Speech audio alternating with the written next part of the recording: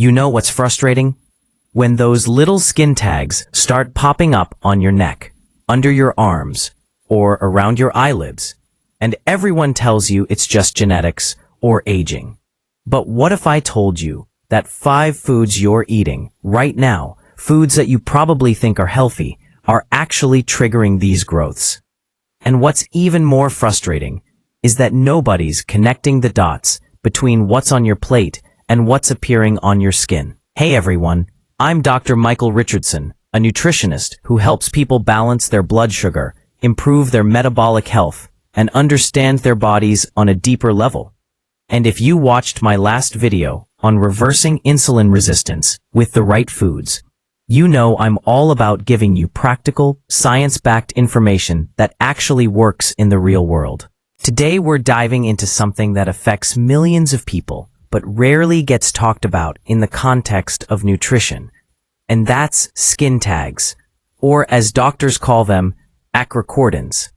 Now before we get into the 5 foods you need to stop eating, I want you to understand something really important.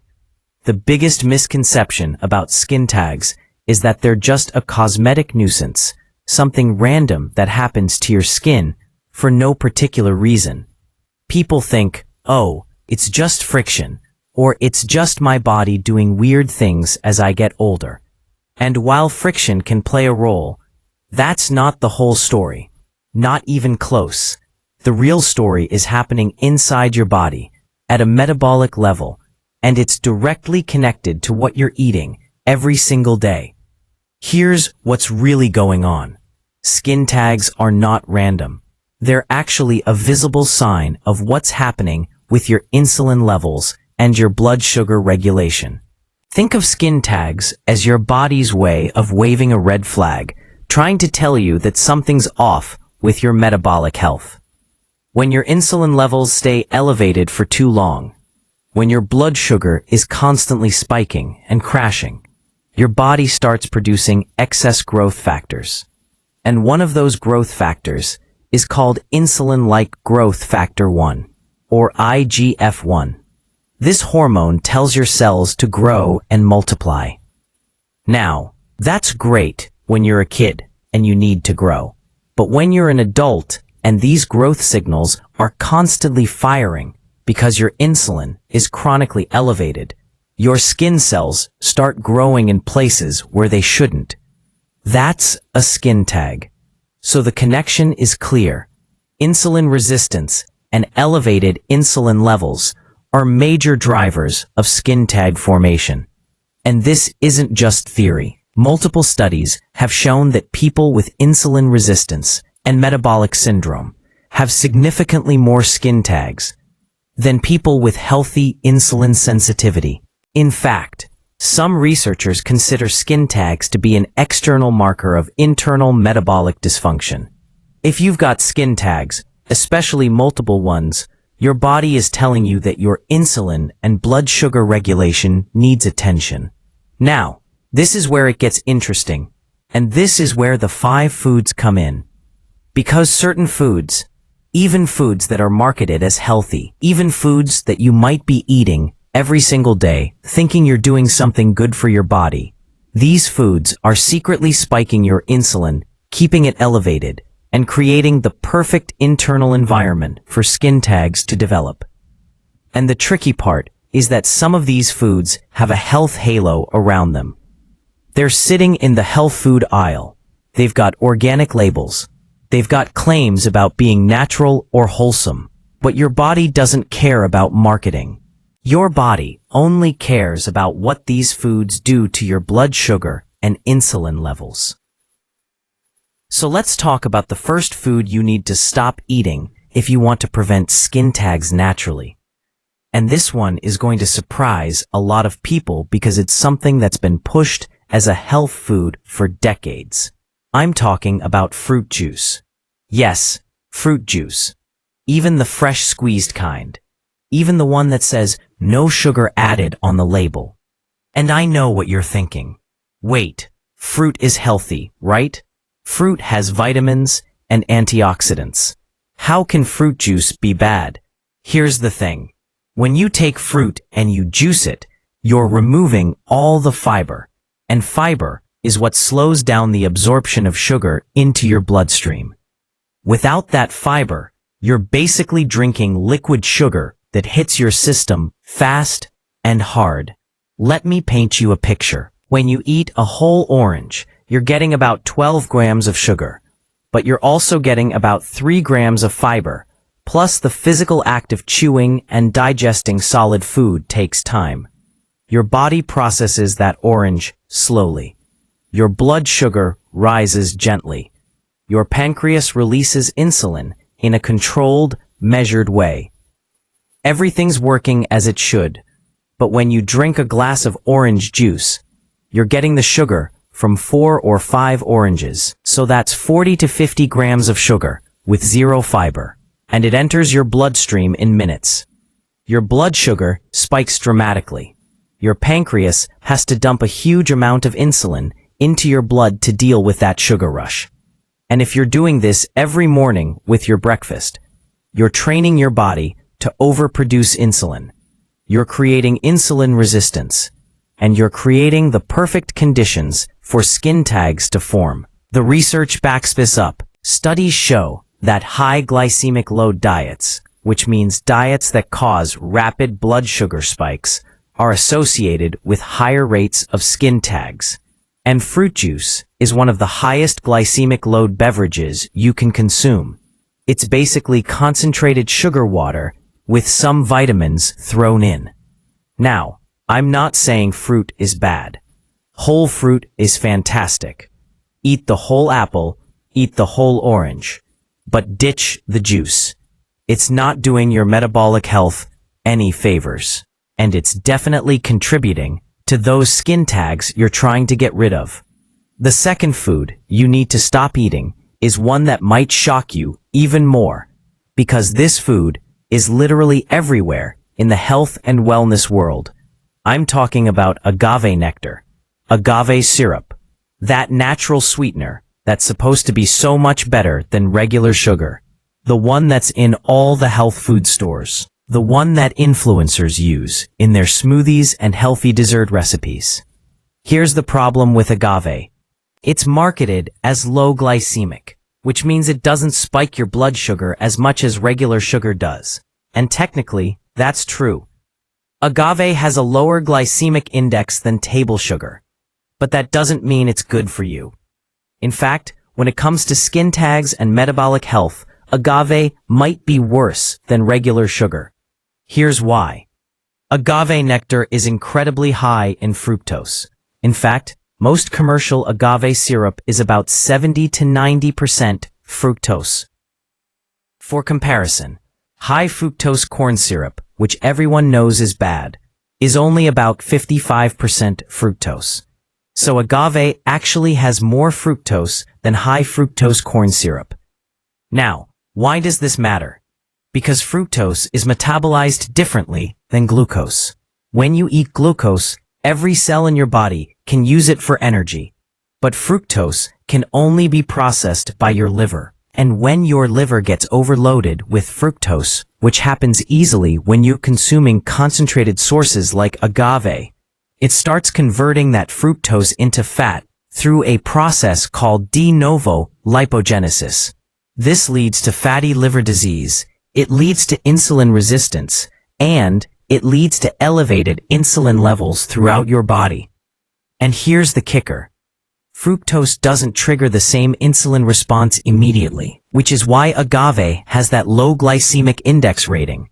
But over time, chronic fructose consumption is one of the fastest ways to develop insulin resistance. Your cells stop responding to insulin properly. Your pancreas has to produce more and more insulin to do the same job. And those elevated insulin levels trigger the production of growth factors that cause skin tags.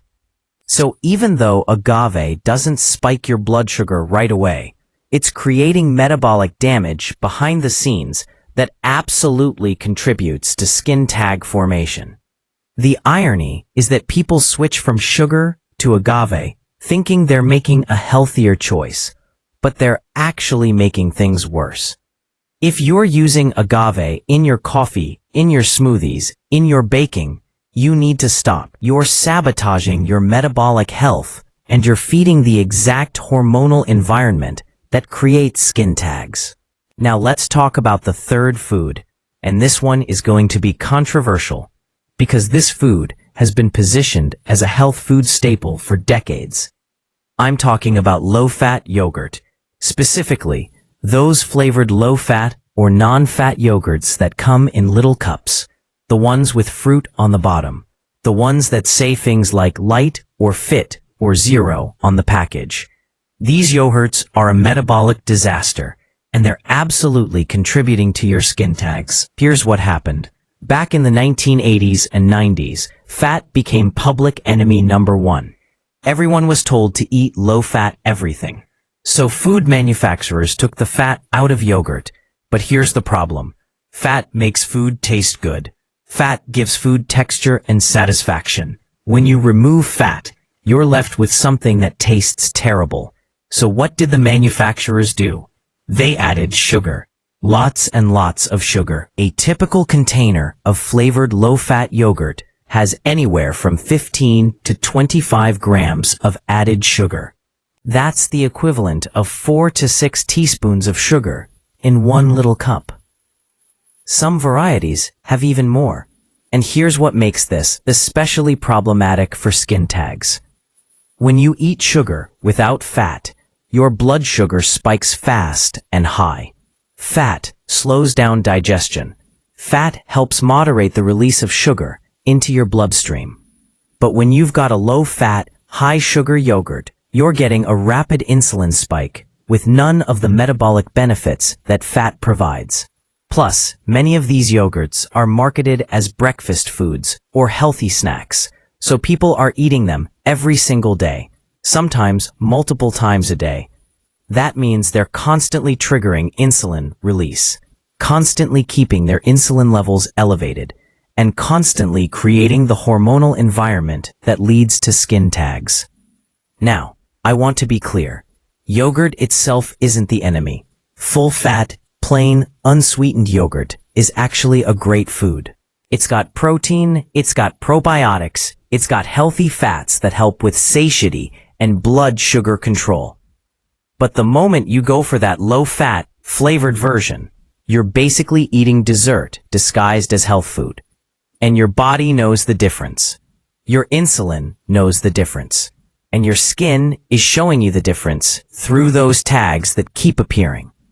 If you love yogurt, switch to full-fat, plain Greek yogurt. Add your own fresh berries if you want some sweetness. Add some nuts or seeds for crunch and healthy fats. But throw away those little cups of sugary, low-fat yogurt. They're working against you. The fourth food is one that most people don't even realize they're eating in large quantities, and it's hiding in so many products that you probably have it in your pantry right now without even knowing it. I'm talking about maltodextrin. Maltodextrin is a food additive that's used as a filler, a thickener, or a preservative in tons of processed foods. You'll find it in protein powders, in salad dressings, in sauces, in packaged snacks, in sugar-free products, in low-calorie products, even in some supplements and medications. Now, here's what you need to know about maltodextrin. Even though it's technically made from starch, usually cornstarch, rice starch, or potato starch, and even though it doesn't taste sweet, maltodextrin has a glycemic index of 106 to 136. For reference, pure glucose has a glycemic index of 100. That means maltodextrin spikes your blood sugar even faster and higher than pure sugar does. Let that sink in for a second. This additive that's hiding in health foods, that's in products labeled as low sugar or diabetic friendly, is actually worse for your blood sugar than table sugar. And because maltodextrin is in so many products, often in surprisingly high amounts, people are consuming it multiple times a day without realizing it. Every time you drink that protein shake with maltodextrin as the second or third ingredient, you're spiking your insulin. Every time you use that low-fat salad dressing that lists maltodextrin to give it texture, you're spiking your insulin. Every time you snack on those baked chips or low-calorie crackers that use maltodextrin as a binder, you're spiking your insulin. And all of those insulin spikes add up. They create chronic hyperinsulinemia, which is a fancy way of saying your insulin levels are elevated all the time. And chronic hyperinsulinemia is a direct pathway to skin tag formation. The sneaky thing about maltodextrin is that it's often in foods that people turn to when they're trying to be healthy or lose weight. They're choosing the low-fat option, the low-sugar option, the high-protein option, thinking they're making a good choice. But the manufacturers have replaced the fat or sugar with maltodextrin. And metabolically, you're worse off than if you'd just eaten the regular version. This is why reading ingredient labels is so important. If you see maltodextrin listed in the first 5 ingredients, put that product back on the shelf. It's going to spike your blood sugar, spike your insulin, and contribute to skin tag formation. Now we come to the 5th food, and this is the one that makes people the most upset when I tell them about it. Because this food is considered a breakfast staple, a comfort food, and something that many people eat every single morning, thinking they're starting their day off right.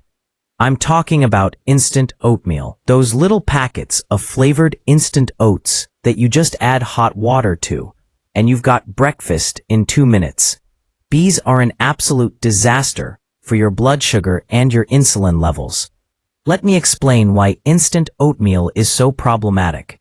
First, the oats themselves have been processed into tiny pieces, which increases their surface area and makes them digest incredibly quickly. The more processed a grain is, the faster it breaks down into sugar in your body. Steel-cut oats take a long time to digest because they're whole oat groats that have just been chopped. Rolled oats are a bit more processed, but still pretty good. But instant oats have been pre-cooked, dried, and then pulverized into tiny flakes. They digest almost as fast as white bread. But it gets worse. Most instant oatmeal packets are flavored, and that flavoring comes from added sugars. A typical packet of maple and brown sugar instant oatmeal has about 12 to 15 grams of added sugar. Some varieties have even more. So now you've got a refined grain that digests super fast, plus a bunch of added sugar on top of it. The result is a massive blood sugar spike, followed by a massive insulin spike. And if you're eating this for breakfast every morning, you're starting every single day by flooding your system with insulin. Now let's talk about the 3rd food. And this one is going to be controversial because this food has been positioned as a health food staple for decades. I'm talking about low-fat yogurt. Specifically, those flavored low-fat or non-fat yogurts that come in little cups, the ones with fruit on the bottom. The ones that say things like light or fit or zero on the package. These yogurts are a metabolic disaster, and they're absolutely contributing to your skin tags. Here's what happened. Back in the 1980s and 90s, fat became public enemy number 1. Everyone was told to eat low-fat everything. So food manufacturers took the fat out of yogurt. But here's the problem. Fat makes food taste good. Fat gives food texture and satisfaction. When you remove fat, you're left with something that tastes terrible. So what did the manufacturers do? They added sugar. Lots and lots of sugar. A typical container of flavored low-fat yogurt has anywhere from 15 to 25 grams of added sugar. That's the equivalent of 4 to 6 teaspoons of sugar in one little cup. Some varieties have even more. And here's what makes this especially problematic for skin tags. When you eat sugar without fat, your blood sugar spikes fast and high. Fat slows down digestion. Fat helps moderate the release of sugar into your bloodstream. But when you've got a low-fat, high-sugar yogurt, you're getting a rapid insulin spike with none of the metabolic benefits that fat provides. Plus, many of these yogurts are marketed as breakfast foods or healthy snacks, so people are eating them every single day, sometimes multiple times a day. That means they're constantly triggering insulin release, constantly keeping their insulin levels elevated, and constantly creating the hormonal environment that leads to skin tags. Now I want to be clear. Yogurt itself isn't the enemy. Full-fat, plain unsweetened yogurt is actually a great food. It's got protein, it's got probiotics, it's got healthy fats that help with satiety and blood sugar control. But the moment you go for that low-fat flavored version, you're basically eating dessert disguised as health food. And your body knows the difference. Your insulin knows the difference. And your skin is showing you the difference through those tags that keep appearing. If you love yogurt, switch to full-fat plain Greek yogurt. Add your own fresh berries if you want some sweetness. Add some nuts or seeds for crunch and healthy fats. But throw away those little cups of sugary, low-fat yogurt. They're working against you. The fourth food is one that most people don't even realize they're eating in large quantities, and it's hiding in so many products that you probably have it in your pantry right now without even knowing it. I'm talking about maltodextrin. Maltodextrin is a food additive that's used as a filler, a thickener, or a preservative in tons of processed foods. You'll find it in protein powders, in salad dressings, in sauces, in packaged snacks, in sugar-free products, in low-calorie products, even in some supplements and medications. Now, here's what you need to know about maltodextrin. Even though it's technically made from starch, usually cornstarch, rice starch, or potato starch, and even though it doesn't taste sweet, maltodextrin has a glycemic index of 106 to 136. For reference, pure glucose has a glycemic index of 100. That means maltodextrin spikes your blood sugar even faster and higher than pure sugar does. Let that sink in for a second. This additive that's hiding in health foods, that's in products labeled as low sugar or diabetic friendly, is actually worse for your blood sugar than table sugar. And because maltodextrin is in so many products, often in surprisingly high amounts, people are consuming it multiple times a day without realizing it. Every time you drink that protein shake with maltodextrin as the second or third ingredient, you're spiking your insulin. Every time you use that low-fat salad dressing that lists maltodextrin to give it texture, you're spiking your insulin. Every time you snack on those baked chips or low-calorie crackers that use maltodextrin as a binder, you're spiking your insulin. And all of those insulin spikes add up. They create chronic hyperinsulinemia, which is a fancy way of saying your insulin levels are elevated all the time. And chronic hyperinsulinemia is a direct pathway to skin tag formation.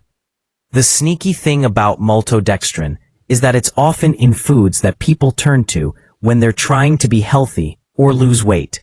They're choosing the low-fat option, the low-sugar option, the high-protein option, thinking they're making a good choice. But the manufacturers have replaced the fat or sugar with maltodextrin, and metabolically, you're worse off than if you'd just eaten the regular version. This is why reading ingredient labels is so important. If you see maltodextrin listed in the first 5 ingredients, put that product back on the shelf. It's going to spike your blood sugar, spike your insulin, and contribute to skin tag formation. Now we come to the 5th food, and this is the one that makes people the most upset when I tell them about it, because this food is considered a breakfast staple, a comfort food, and something that many people eat every single morning, thinking they're starting their day off right. I'm talking about instant oatmeal. Those little packets of flavored instant oats that you just add hot water to, and you've got breakfast in 2 minutes.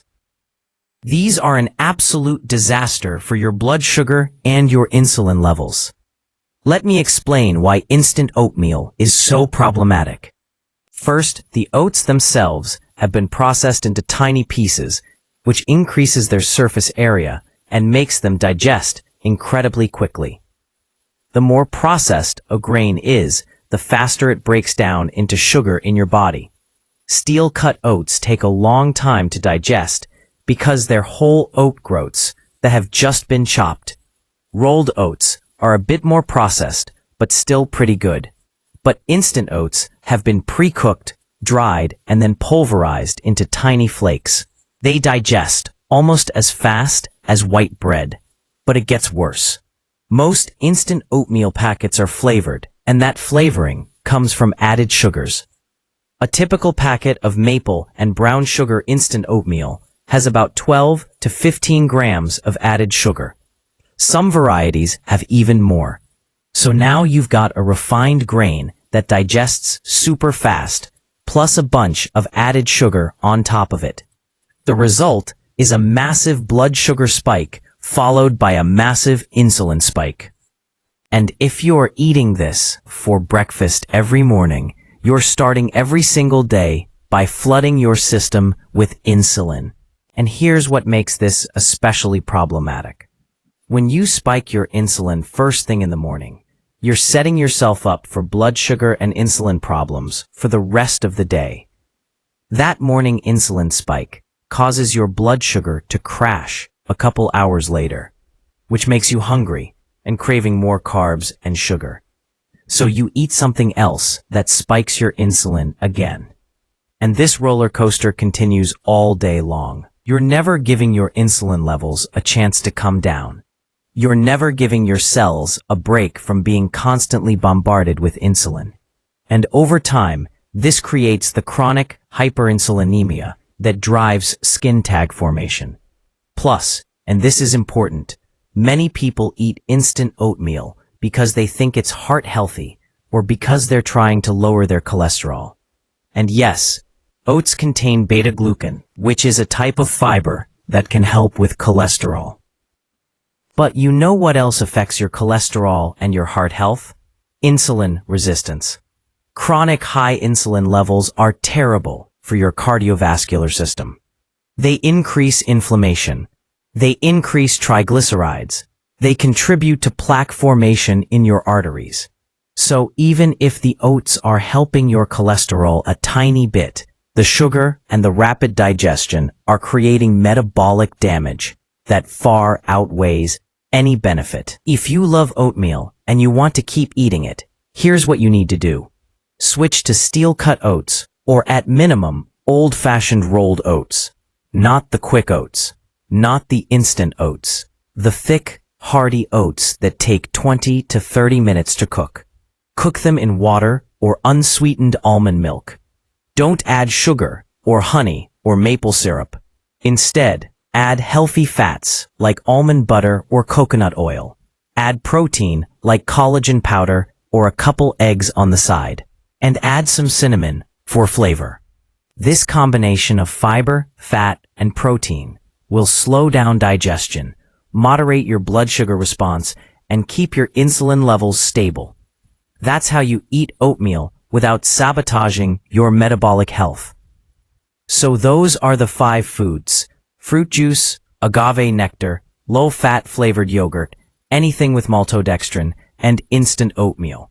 These foods are all contributing to elevated insulin levels, insulin resistance, and the hormonal environment that creates skin tags. But now you're probably wondering, okay, I understand why these foods are a problem, but what's actually happening in my body at a deeper level? Why does insulin cause skin tags specifically? Let me break down the science for you in a way that makes sense. First, you need to understand that insulin is not just a blood sugar hormone. Yes, insulin's main job is to take glucose out of your bloodstream and shuttle it into your cells, where it can be used for energy. But insulin does a lot more than that. Insulin is also a growth hormone. It tells your cells to grow and multiply. It activates something called the mTOR pathway, which stands for mechanistic target of rapamycin. and this pathway controls cell growth and proliferation. When insulin is working normally, when your insulin levels rise briefly after you eat and then come back down, this growth signaling is controlled and appropriate. But when your insulin levels are elevated all the time, when you've developed insulin resistance, and your pancreas is pumping out more and more insulin just to keep your blood sugar in check, that growth signaling never stops. And here's where skin tags come in. Your skin cells, especially in areas where there's friction, like your neck, your armpits, your groin, these cells are particularly sensitive to growth signals. When insulin and insulin-like growth factor 1, IGF-1, are constantly elevated, these skin cells start proliferating. They grow outward instead of staying flat. They form these little pedunculated growths, which is just a fancy way of saying growths on a stalk. That's a skin tag. It's literally your skin cells growing out of control because they're being constantly stimulated by elevated insulin and growth factors. Second, and this is related, insulin resistance creates a state of chronic inflammation in your body. When your cells stop responding to insulin properly, your immune system gets activated. It starts producing inflammatory molecules called cytokines. These cytokines circulate throughout your body, causing low-grade inflammation everywhere. And inflammation drives growth factor production. Inflammation tells your body that there's damage that needs to be repaired, and repair involves cell growth. So now you've got insulin driving growth, you've got IGF-1 driving growth, and you've got inflammatory cytokines driving growth. Your skin cells don't stand a chance. They're getting bombarded with growth signals from multiple directions. Third, insulin resistance affects your sex hormones, and this is especially important for women, but it matters for men too. When you're insulin resistant, your body produces more androgens, which are male hormones like testosterone. In women, elevated androgens can lead to conditions like polycystic ovary syndrome, PCOS, which is strongly associated with skin tags. In fact, some studies show that up to 30% of women with PCOS have skin tags, compared to only about 5 to 10% of women without PCOS. The connection is the insulin resistance. PCOS is fundamentally a condition of insulin resistance, and that insulin resistance drives both the hormonal imbalances and the skin tag formation. In men, elevated insulin can actually lower testosterone and increase estrogen through a process called aromatization. Lower testosterone means more fat storage, especially around the belly, which worsens insulin resistance. It's a vicious cycle. And regardless of your sex, these hormonal imbalances create an environment where skin tags thrive. Fourth, we need to talk about something called glycation. This is when sugar molecules attach to proteins in your body, creating what are called advanced glycation end products, or AGEs. When your blood sugar is constantly elevated, you produce more AGEs, and these AGEs cause damage to your skin. They break down collagen and elastin, which are the proteins that keep your skin firm and smooth. They also trigger inflammation and oxidative stress. And this damaged skin environment makes it easier for skin tags to form. Your skin is literally being damaged from the inside out by excess sugar, and skin tags are one of the visible results.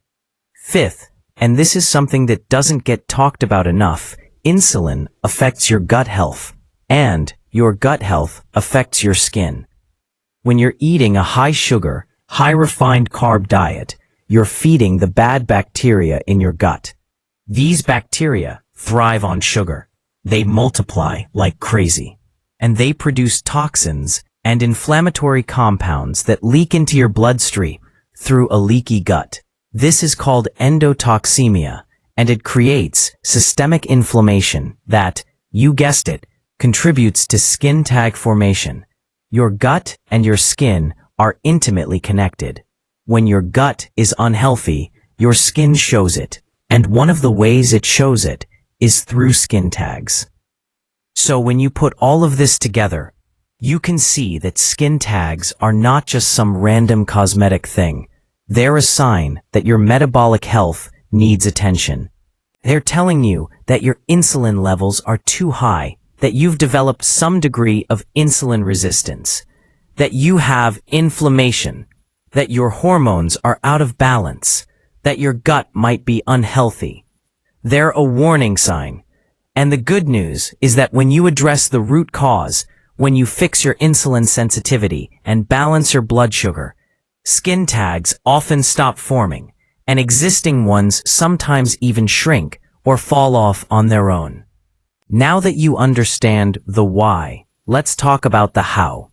Let's talk about exactly what you need to do, step by step, to prevent skin tags naturally by fixing your insulin sensitivity and metabolic health.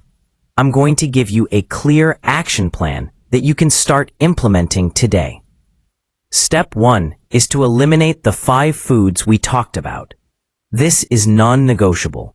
If you're serious about preventing skin tags, you need to stop drinking fruit juice, stop using agave nectar, stop eating low-fat flavored yogurt, stop consuming products with maltodextrin, and stop eating instant oatmeal. Go through your pantry and your fridge right now and remove these foods. Don't keep them around, thinking you'll just have them occasionally. Occasional still means you're spiking your insulin and maintaining insulin resistance. You need a clean break. Get rid of them and don't buy them again. Step 2 is to build your meals around protein and healthy fats. Protein and fat are the 2 macronutrients that have minimal impact on your blood sugar and insulin levels. When you eat protein, your body breaks it down into amino acids, which are used to build and repair tissues. Some protein can be converted to glucose through a process called gluconeogenesis, but this happens slowly and doesn't cause insulin spikes. Fat has almost no impact on insulin at all. In fact, fat actively slows down the digestion of any carbohydrates you eat with it, which helps prevent blood sugar spikes. So what does this look like in practice? For breakfast, instead of that instant oatmeal or a glass of orange juice, have eggs cooked in butter or olive oil with some avocado and vegetables. Or have full-fat, plain Greek yogurt with nuts and seeds and a small amount of berries. Or have leftover dinner from the night before. For lunch, have a big salad with plenty of olive oil dressing. Add some grilled chicken or salmon. Add some cheese. Add some avocado. Make it substantial. Make it satisfying. For dinner, have a palm-sized portion of protein, like beef, fish, chicken, or pork. Have a big serving of non-starchy vegetables, cooked in butter or olive oil. And if you want some carbs, have a small portion of sweet potato or wild rice. The key is that protein and fat become the stars of your plate, and carbohydrates, especially starchy and sugary carbohydrates, become a small supporting role, if they're there at all. This eating pattern keeps your insulin levels low and stable throughout the day, which is exactly what you need to prevent skin tags. Step 3 is to pay attention to the timing of your meals. When you eat matters almost as much as what you eat. If you're constantly snacking throughout the day, even if you're snacking on healthy foods, you're keeping your insulin elevated all day long. Every time you eat, your insulin goes up, even if it's just a small rise. If you're eating every 2 hours, your insulin never gets a chance to come back down to baseline. And you need those periods of low insulin. That's when your body can burn fat for energy. That's when your cells can become more sensitive to insulin again. That's when growth signaling turns off. So instead of eating 6 small meals a day or constantly grazing, try eating 2 or 3 substantial meals with no snacking in between. Leave at least 4 to 5 hours between meals. This gives your insulin time to drop. It gives your body time to shift into fat-burning mode. And it helps restore insulin sensitivity. Some people even benefit from time-restricted eating, where you eat all your meals within an 8 to 10 hour window and fast for the remaining 14 to 16 hours. This extended fasting period gives your insulin levels a long break, which can be incredibly powerful for reversing insulin resistance and preventing skin tags. Now, I know some people are going to say, but I get hungry if I don't snack. And here's the thing. If you're getting hungry every 2 hours, that's a sign that your meals aren't balanced correctly. It means you're not eating enough protein and fat. It means you're probably still eating too many refined carbs and sugars that are causing blood sugar crashes. When you eat a meal that's rich in protein and healthy fats, with some fiber from vegetables, you should be able to go 4 to 5 hours without feeling hungry. If you can't, you need to adjust your meals. Add more fat. Add more protein. Cut back on the carbs. Your hunger signals will normalize once your blood sugar stabilizes. Step 4 is to add specific nutrients and foods that improve insulin sensitivity. While removing the bad foods is crucial, adding the right foods can accelerate your progress. One of the most powerful nutrients for insulin sensitivity is magnesium. Magnesium is required for insulin to function properly. It helps insulin bind to receptors on your cells. Without adequate magnesium, your cells become resistant to insulin. And most people are deficient in magnesium because it's been depleted from our soil and our food supply.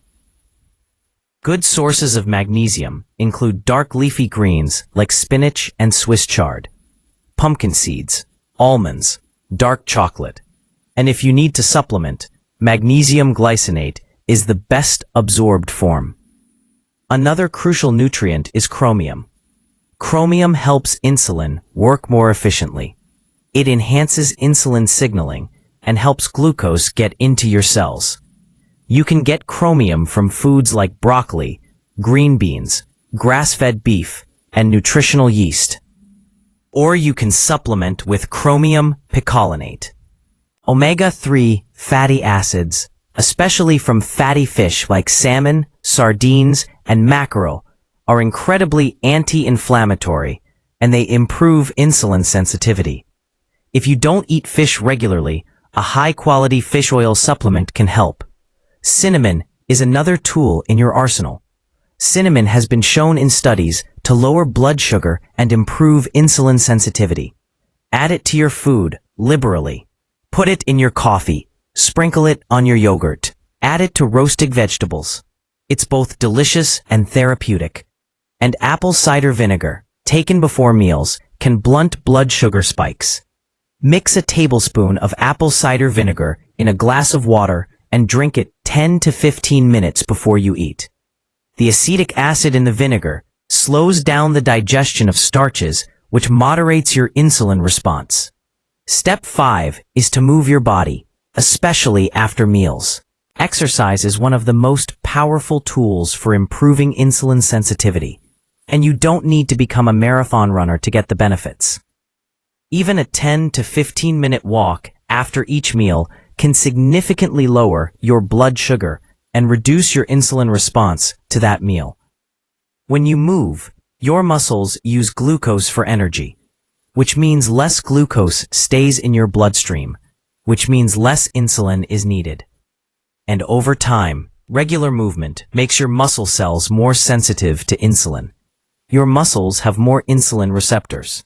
Those receptors work better. Your body doesn't need to produce as much insulin to do the same job. If you can do more intense exercise, even better. Resistance training, lifting weights, builds muscle mass, and muscle is metabolically active tissue that sucks up glucose. The more muscle you have, the better your insulin sensitivity. High-intensity interval training, HIIT, has been shown to improve insulin sensitivity even more than steady-state cardio. But honestly, the best exercise is the one you'll actually do consistently. If that's just walking after dinner every night, that's great. Start there. Be consistent with it, and then add more as you're able. Step 6 is to manage your stress and prioritize sleep.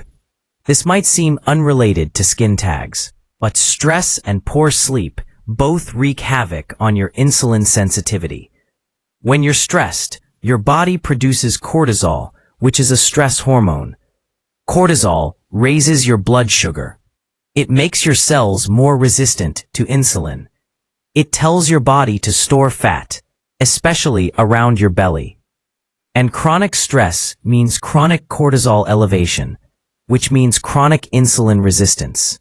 You can eat perfectly and exercise daily, but if you're constantly stressed, you're still going to struggle with insulin problems.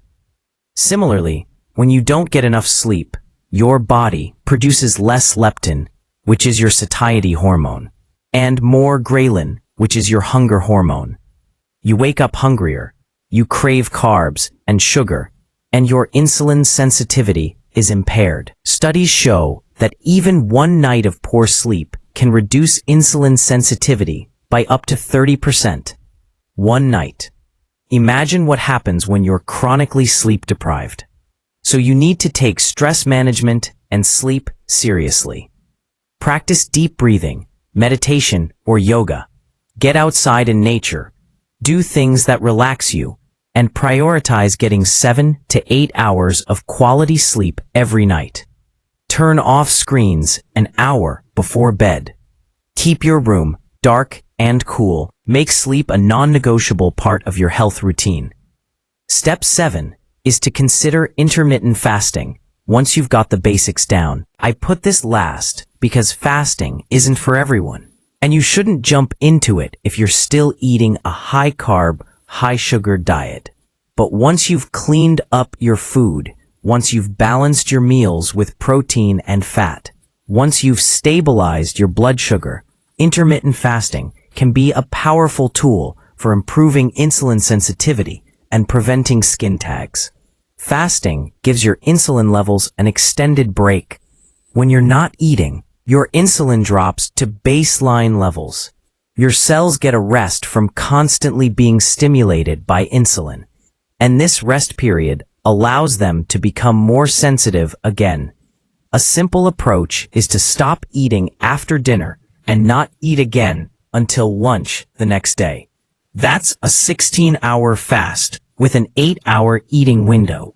During the fasting period, you can drink water, black coffee, or plain tea. No calories. This pattern, done several days a week or even daily, can significantly improve insulin sensitivity over time. Some people find that their existing skin tags actually shrink when they incorporate fasting. Again, this isn't magic. It's just that fasting is one of the most effective ways to keep insulin low for extended periods, which reverses the hormonal environment that creates skin tags. Now, I know this might feel like a lot. I know it might feel overwhelming, especially if you're currently eating a lot of the foods I told you to avoid. And I want to acknowledge that changing your diet is hard. Food is emotional. Food is connected to our childhood, our culture, our comfort, our celebrations. I'm not asking you to become perfect. I'm not asking you to never enjoy food again. What I'm asking you to do is understand the connection between what you eat and what's happening in your body, and to make informed choices based on that understanding. Here's the thing. Your body is incredibly resilient. Your body wants to heal. When you remove the foods that are driving insulin resistance, when you start eating in a way that supports stable blood sugar and healthy insulin levels, your body responds quickly.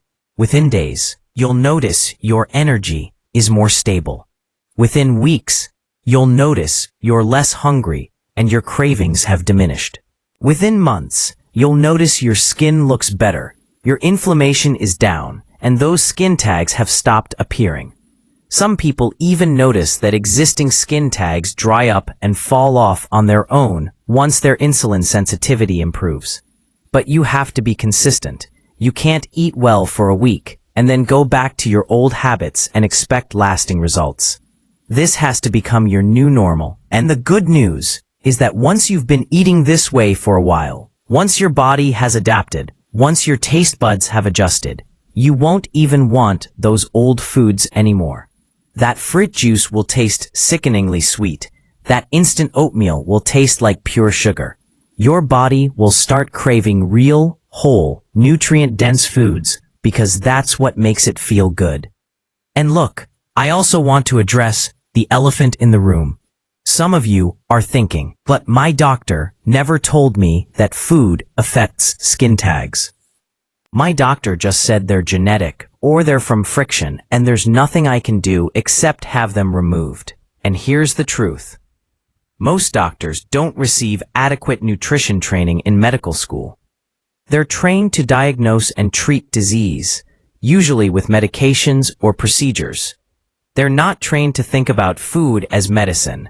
They're not taught about the metabolic underpinnings of skin conditions. So it's not that your doctor is trying to mislead you. It's just that they're working within a paradigm that doesn't prioritize nutrition and metabolic health. But you can take control of this yourself. You don't need your doctor's permission to eat better. You don't need a prescription to stop drinking fruit juice or to start prioritizing protein and healthy fats. You can make these changes on your own, and you can see for yourself what happens. And if your doctor is open-minded, you can share your results with them. You can show them that your skin tags stopped forming, that your energy improved, that your blood sugar and insulin levels normalized. Maybe you'll even inspire them to start talking to their other patients about nutrition. I also want to touch on something important. If you already have skin tags, if you've had them for years, you might be wondering if they'll ever go away. And the honest answer is, it depends. Some skin tags, especially newer ones or smaller ones, may shrink and fall off on their own when you improve your insulin sensitivity. I've seen this happen with patients. But some skin tags, especially larger ones, or ones that have been there for a long time, may not go away completely. And that's okay. The goal isn't necessarily to make existing skin tags disappear, although that would be nice. The goal is to stop making new ones. The goal is to address the underlying metabolic dysfunction so that you're not creating the conditions for more skin tags to form.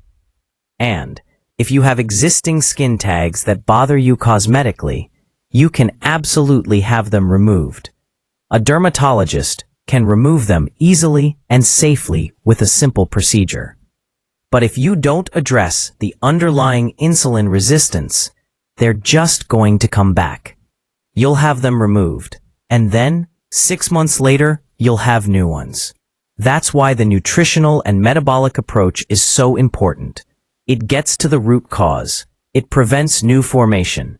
And then if you want to remove existing ones for cosmetic reasons, you can do that with confidence, knowing they're not going to keep coming back.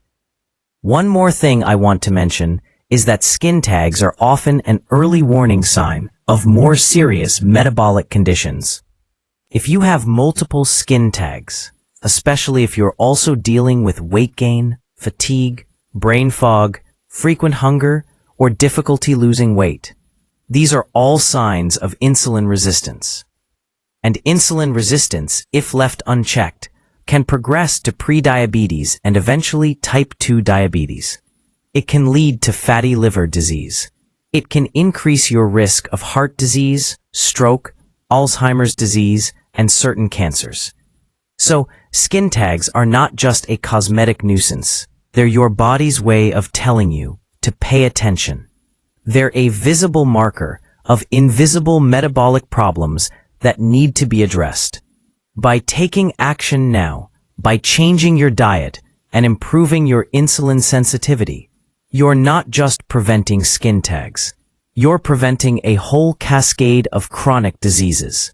You're adding years to your life and life to your years. You're taking control of your health in a way that empowers you and protects your future. and that's worth so much more than just having clearer skin. Although, that's a nice bonus. So let me recap everything we've covered. Skin tags are not random. They're a sign of elevated insulin and insulin resistance.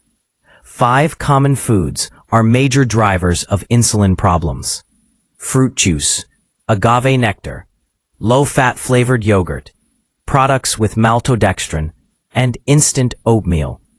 These foods spike your blood sugar and insulin, create chronic hyperinsulinemia, trigger growth factors, and create the perfect environment for skin tags to form. To prevent skin tags naturally, you need to eliminate these foods. Build your meals around protein and healthy fats. Space out your meals to give insulin a break. Add nutrients that improve insulin sensitivity, like magnesium and omega-3s. Move your body, especially after meals. Manage stress and prioritize sleep. And consider intermittent fasting once you've got the basics down. This is a comprehensive approach that addresses the root cause of skin tags, which is metabolic dysfunction and insulin resistance. It's not a quick fix. It's not a magic pill. It's a lifestyle change that requires commitment and consistency. But it works. It works because it aligns with how your body is designed to function. It works because it removes the obstacles that are preventing your body from healing itself.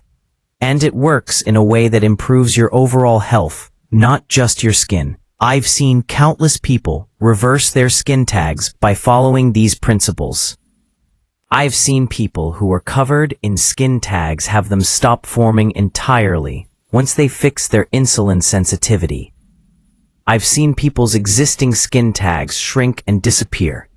And more importantly, I've seen people transform their entire health. Their energy comes back. Their mental clarity improves. Their mood stabilizes. Their weight normalizes. Their blood work improves. All from addressing this one fundamental issue of insulin resistance. So I encourage you to take this seriously. I encourage you to implement these steps starting today. Don't wait. Don't procrastinate. Don't tell yourself you'll start on Monday, or after the holidays, or when things settle down. Start now. Go through your kitchen right now and remove those 5 foods. Plan your next meal to include protein and healthy fats. Take a walk after you eat. These are simple actions that you can take immediately, and every action you take is moving you closer to better health. And remember, you're not doing this alone. There are millions of people around the world who are waking up to the importance of metabolic health. There are resources, communities, and support systems to help you. And I'm here creating content like this to give you the information you need to make informed decisions about your health. So use these resources. Ask questions. Stay curious. Keep learning. And most importantly, take action. If you found this video helpful, and you want to learn more about improving your metabolic health, I encourage you to watch my previous video on reversing insulin resistance with the right foods. In that video, I go deep into the specific foods that improve insulin sensitivity, how to structure your meals for optimal blood sugar control, and the science behind why this approach works. It's the perfect complement to what we've covered today. You'll find the link in the description, or it should pop up on your screen right now. Thanks guys for watching, and I'll see you in the next one.